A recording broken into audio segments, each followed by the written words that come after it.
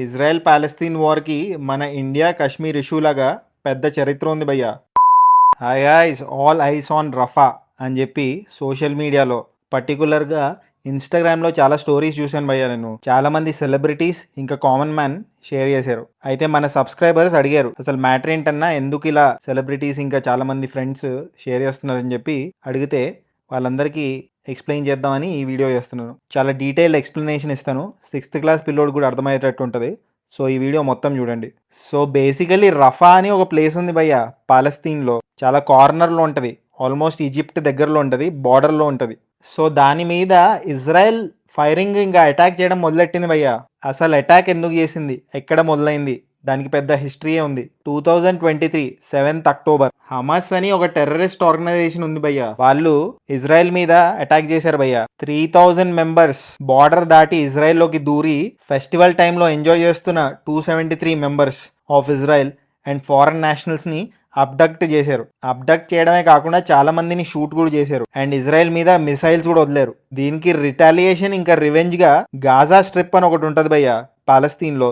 Gaza strip అని ఎందుకంటారంటే ఒక చిన్న స్ట్రిప్ లా ఉంటుంది భయ్య. అది చుట్టూ వాటర్ ఉంటుంది, ఆల్మోస్ట్ ఒక ప్రిజన్ లానే ఉంటుంది, ఎందుకంటే బార్డర్ అంతా ఫెన్స్ కట్టేసి ఉంటుంది. దాని మీద అటాక్ కి దిగారు ఇజ్రాయెల్ వాళ్ళు. చాలా కంట్రీస్ సపోర్ట్ చేసాయి ఇజ్రాయెల్ ని, మన ఇండియా కూడా సపోర్ట్ చేసింది. గాజాకి 2 పార్ట్స్ ఉన్నాయి భయ్య, నార్త్ ఇంకా సౌత్. నార్త్ గాజా మీద అటాక్ చేశారు ఇజ్రాయెల్ వాళ్ళు ఫస్ట్.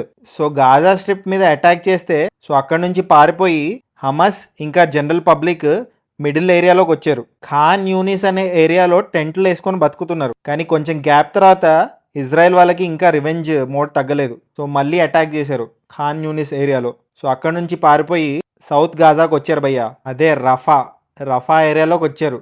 రఫా ఏరియా బేసికలీ ఈజిప్ట్ బార్డర్లో ఉంటుందని చెప్పాను కదా. అక్కడ అటాక్ చేస్తే కంప్లీట్లీ అమ్యునేషన్ సప్లై, మిగతా రవాణా సరఫరా అవన్నీ పోతాయని చెప్పి హమాస్ ఇంకా వీక్ అయిపోతుంది అని చెప్పి ఇజ్రాయెల్ మళ్ళీ అటాక్ చేసింది. కానీ ఈ ప్రాసెస్లో చాలా మంది సివిలియన్స్ అంటే జనరల్ పబ్లిక్, టెర్రరిస్ట్ ఆర్గనైజేషన్ కాకుండా మిగతా వాళ్ళందరూ చిన్నపిల్లలతో సహా ఉమెన్తో సహా చచ్చిపోతున్నారు. అందుకే చాలామంది స్టోరీస్ చూసుంటారు మీరు, ఆల్ ఐస్ ఆన్ రఫా అని. ఎందుకు పెడుతున్నారంటే ఫోకస్ అంతా రఫా మీద వెళ్ళాలి. ఇలా ఇన్నోసెంట్ సివిలియన్స్ ఎస్పెషలీ పిల్లలు చచ్చిపోతుంటే ఎవరికి నచ్చుతుందో చెప్పండి. చాలా బాధతో షేర్ చేస్తున్నారు. ఏవైతే కంట్రీస్ ముందు ఇజ్రాయెల్ని సపోర్ట్ చేసాయో హమాస్ వాళ్ళు అటాక్ చేసినప్పుడు ఇప్పుడు ఖండిస్తున్నాయి. ఆల్మోస్ట్ పాలస్తీన్ మొత్తం ఫినిష్ అయిపోయింది, కొంచెం ల్యాండే మిగిలింది, అదే రఫా. చాలా మంది సెలబ్రిటీస్ని వేసుకుంటున్నారు భయ్య ఇలా షేర్ చేసినందుకు. ఎందుకంటే మీరు ఇండియాలో ఇష్యూస్ జరిగినప్పుడు పోస్ట్ చేయరు, చాలా సైలెంట్గా కూర్చుంటారు, ఏమీ వినబడనట్టు కనబడనట్టు. ఎక్కడో వేరే కంట్రీలో జరుగుతున్నప్పుడు ఎందుకంత యాక్టివ్ అయిపోతారు. మన కాశ్మీరీ పండిట్స్ మీద అటాక్ జరిగినప్పుడు ఎవరు మాట్లాడరు, మణిపూర్లో ఏదో జరిగినప్పుడు ఎవరు మాట్లాడరు, ఎక్కడో పాకిస్తాన్లో హిందూస్ని చంపేస్తుంటే మీరు పోస్టులు పెట్టకుండా ఏం చేస్తున్నారని చెప్పి క్వశ్చన్ చేస్తున్నారు. ఎందుకు ఈ double standards, by different yard sticks అని వాళ్ళని వేసుకుంటున్నారు. అండ్ చాలా మంది డిలీట్ చేసేస్తున్నారు కూడా మెల్లమెల్లగా. ఇది బై ఆ మ్యాటర్ ఆల్ ఐస్ ఆన్ రఫా గురించి. వెరీ అన్ఫార్చునేట్ దట్ సంబంధం లేని జనాలందరూ చేస్తున్నారు, ఎస్పెషలీ చిన్నపిల్లలు. నాకు కూడా చాలా బాధగా ఉంది. సరే, ఇంతకు మీరు ఆ పోస్ట్ పెట్టారా పెట్టలేదా కామెంట్ చేయండి.